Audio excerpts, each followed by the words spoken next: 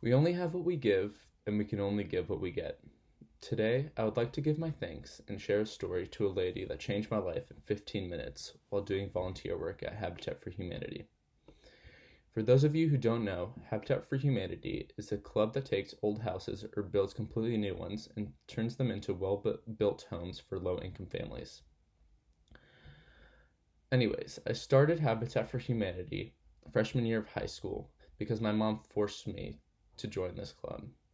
When I started out, I wasn't thinking, hey, I'm helping out here, but rather, I love waking up on a Saturday morning at 8 a.m. to do physical labor with no pay. It took about 3 builds for me to really enjoy what I was doing and to feel accomplished after doing my volunteer work. Freshman year, on our 3rd build of the season, we went to this one house that we had been working on the previous year, and we were finally putting up the finishing touches for the new homeowner, whom I later learned was a refugee from the Middle East with 3 children. Anyways, that day I was given so many tasks for some reason, and one of those was to paint the side of a wall a blue color. I remember stroking my paintbrush back and forth, and this lady walked up to me and asked if she could help me. With a very indifferent attitude, I handed her another brush and went back to painting. I remember her trying to spark a conversation with me, but as the stubborn 14-year-old I was, I remember thinking I did not sign up for this and simply turned up the volume on my headphones and pretended not to hear her.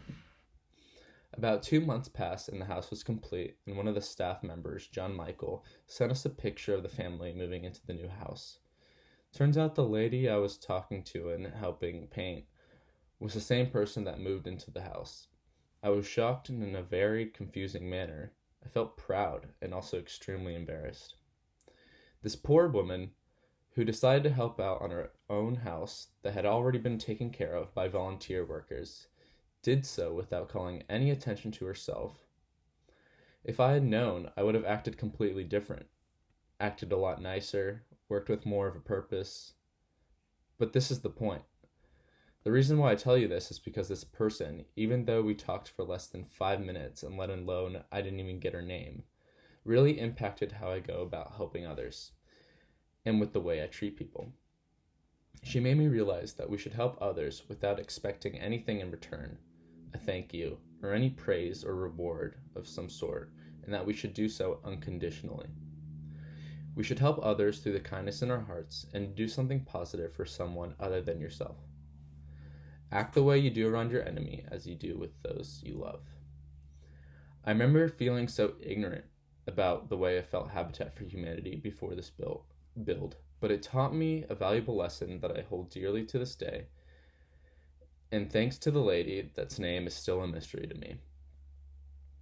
Many of us wouldn't let someone push you off your course, but you might let someone nudge you off course and not even realize it. Never underestimate the influence you have on others. Thank you.